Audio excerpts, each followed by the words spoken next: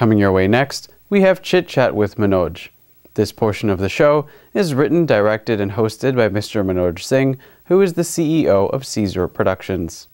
This morning, Mr. Singh will enlighten us on the honor system. Let's have a look. Welcome to Chit Chat with Manoj. I am Manoj Singh. Hello, Adab, Namaste. Today I'm talking about a very serious topic, honor system. You know, I was growing up in India, I was watching Hollywood movies, listening to Western bands like ABBA, Beatles, and I was very fascinated with what I used to see in the movies, the infrastructure, the buildings and all of that. But finally, I arrived in US as a student. It was winter and I was questioning myself whether it was the right decision. But some of the very good things which I found in this country were, when I was a student, I was totally surprised, and this is the first time I was introduced to a word called honor system. In masters, the professor would come, give the exam and walk away. After 3 hours, he would come and we were supposed to have done, and he would take the papers and leave. And even in fact, in some instances, we were given the exam to take home exam. We would do the exam, do our answers, bring back, submit.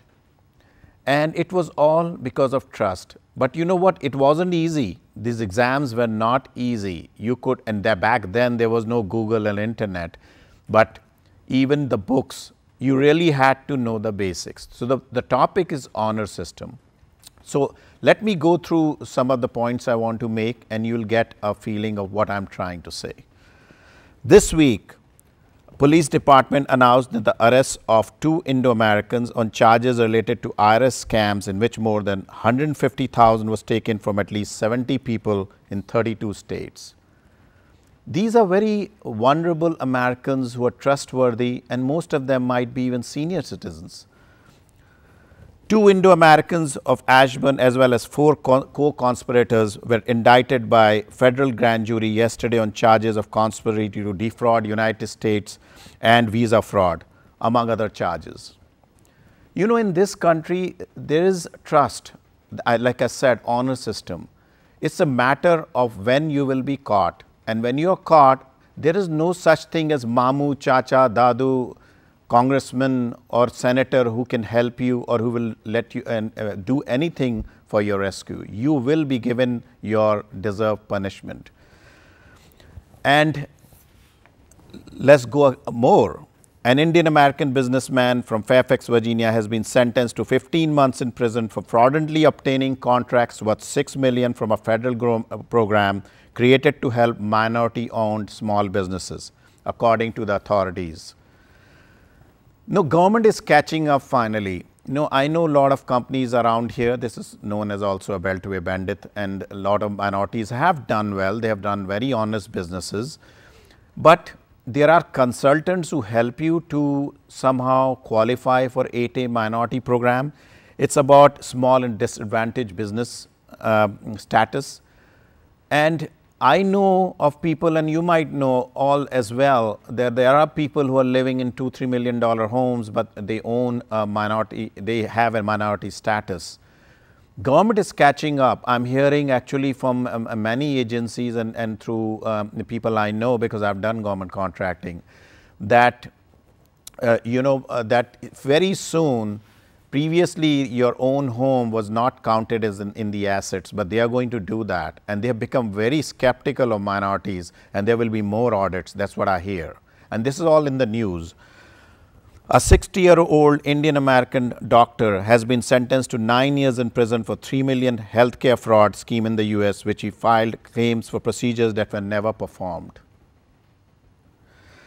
An Indian American doctor, Babu, has been sentenced to 18 months in prison by a US court for healthcare fraud and illegally prescribing controlled substance medications. So when I Google, I come across so many of them. There were doctors in Mississippi, Detroit, who were treating patients who didn't even have cancer with chemotherapy. Of course, they've been given 20 years, 25 years in prison, and they have to return a lot of money and all that. But Just think what the person who you're telling you have cancer, or all the friends and family around them go through if you're told you have only 6 months to live. I don't know how can that be forgiving, or what crime will really fit to punish these kinds of individuals. And you know, people can always argue and come with me, oh, aisa bhi hota hai, waisa bhi hota hai, and or in this country or that country. That's not the point. The point is, what is wrong is wrong. And there's ethics. You know, you have to have heart. There are implications. How much one needs to be happy.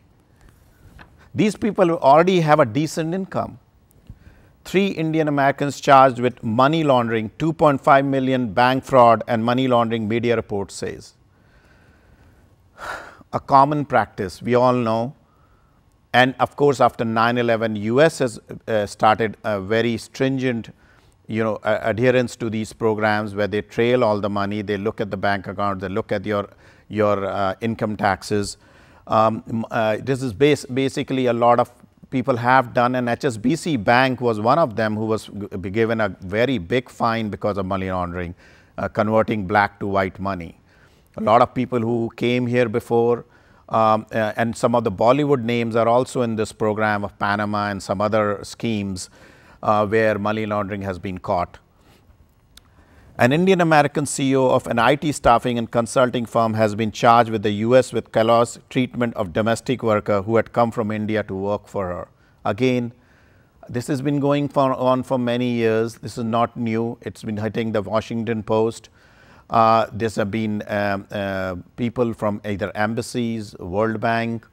So the gist of this is, now I want to focus on South Asians, because this is a South Asian program and my audience most of it is South Asian. It is us who have to, as a citizen of this country, be patriotic, be understanding, be honest.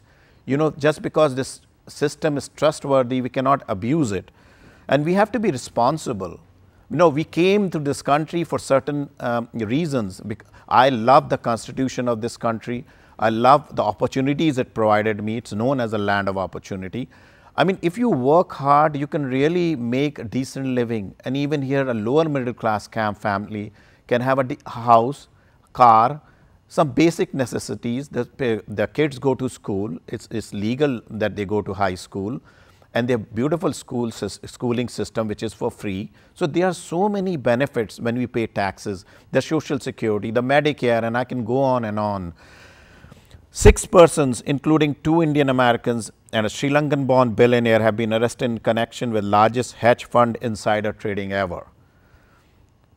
You know, this has become so frequent in Washington Post, like every week you hear these stories.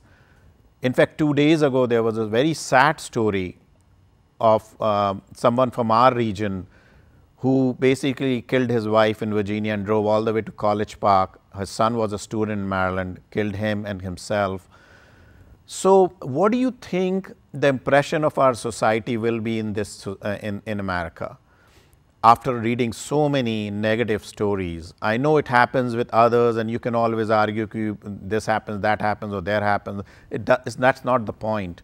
The point is, let's become a little responsible.